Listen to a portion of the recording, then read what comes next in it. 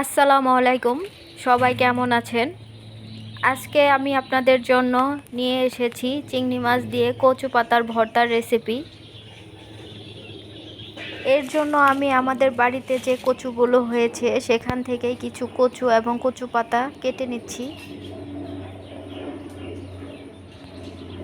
এই পাতাগুলো দিয়েই আমি আপনাদেরকে ভর্তা বানিয়ে দেখাবো।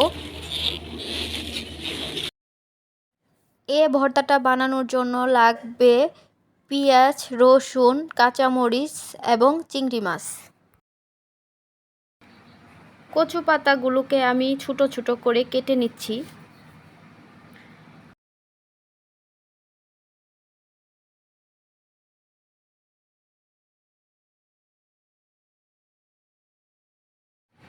আপনারাই দেখতেই পাচ্ছেন কিভাবে আমি পাতাগুলো কেটে নিয়েছি। এখন আমি পেঁয়াজ রসুনগুলোকেও ছিলে নেব।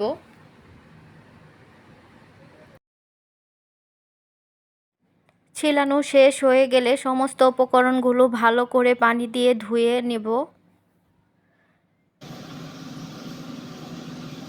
ভর্তা বানানোর জন্য লাগছে চিংড়ি মাছ। এখন আমি মূল রান্নায় চলে যাচ্ছি। একটি প্যানের মধ্যে কচু পাতা, কাঁচামরিচ, রসুন এবং সামান্য লবণ দিয়ে সিদ্ধ করে নিচ্ছি। কচু শাকে রয়েছে প্রচুর পরিমাণ ভিটামিন এবং আয়রন, যা শরীরকে সুস্থ রাখতে গুরুত্বপূর্ণ ভূমিকা পালন করে। যারা শহরে থাকেন তারা হয়তোবা এরকম টাটকা কচু পান না। যারা গ্রামে থাকেন তারা বাড়ির আঙিনা থেকে নিয়ে আসবেন, আর যারা শহরে থাকেন তারা বাজার থেকে কিনে নিয়ে আসে আমার আজকের রেসিপিটা ফলো করে বাসায় বানিয়ে খাবেন, দেখবেন অনেক ভালো লাগবে।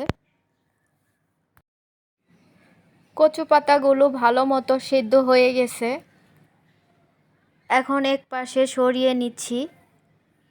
এক পাশে সরিয়ে নিয়ে দিয়ে দিচ্ছি কেটে রাখা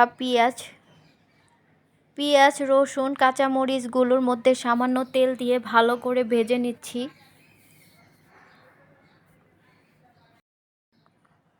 এখন কাঁচামরিচ, পেঁয়াজগুলো সরিয়ে নিয়ে ওই তেলে কচু পাতাটা ভেজে নিচ্ছি।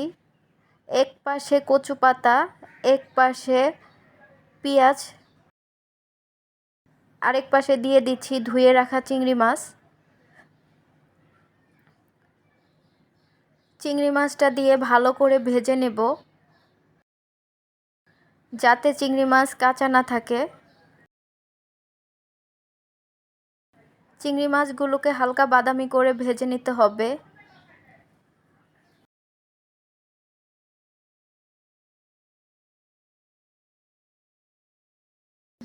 আমার কড়াইটা বড়, তাই আমি এক পাশে কচু পাতা, এক পাশে পেঁয়াজ, এক পাশে চিংড়ি মাছগুলো ভেজে নিচ্ছি। যদি আপনাদের কড়াই ছোটো থাকে আর আপনারা যদি এভাবে ভাজতে না পারেন, তাহলে সমস্ত উপকরণগুলোকে আলাদা আলাদা করে ভেজে নেবেন।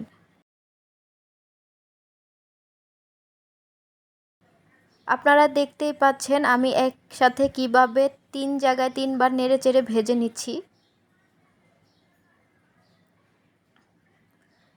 চিংড়ি মাছগুলোতে মনে হচ্ছে তেল লাগবে, তাই আমি সামান্য তেল দিয়ে দিচ্ছি।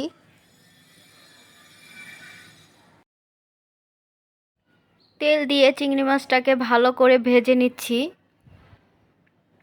যদি আমার আজকের রেসিপিটি ভালো লাগে, লাইক, কমেন্ট, শেয়ার করবেন। আর আমার চ্যানেলটি সাবস্ক্রাইব করে না থাকলে অবশ্যই সাবস্ক্রাইব করে দেবেন। আপনাদের সাবস্ক্রিপশন আমার অনুপ্রেরণা হয়ে দাঁড়ায়। চিংড়ি মাছটা ভাজা হয়ে গেছে, হালকা বাদামি কালার হয়ে এসেছে। অপর দিকে পেঁয়াজগুলো বাদামি কালার হয়ে এসেছে। এখন আমি চুলা থেকে নামিয়ে নেব। চুলা থেকে নামিয়ে নিয়ে শিলপাটায় বেটে ভর্তা বানাবো। ভর্তা বানানোর জন্য কাঁচামরিচগুলোকে আলাদা করে নিয়ে ভালো করে বেটে নেব। কাঁচামরিচটাকে একটু মিহি করে বেটে নিতে হবে। কাঁচামরিচগুলো বাটা হয়ে গেলে চিংড়ি মাছগুলোকেও বেটে নিচ্ছি। চিংড়ি মাছগুলো ভালো করে বাটা হয়ে গেলে পেঁয়াজের সাথে মিশিয়ে নিচ্ছি। পেঁয়াজ, চিংড়ি মাছ এবং কাঁচামরিচগুলোকে একত্রে বেটে নিচ্ছি। এ পর্যায়ে মনে হচ্ছে আমার লবণ লাগবে। কচু পাতা সিদ্ধ করার সময় আমি কিছুটা লবণ ব্যবহার করেছিলাম, তাই এখন সামান্য লবণ দিয়ে দিচ্ছি।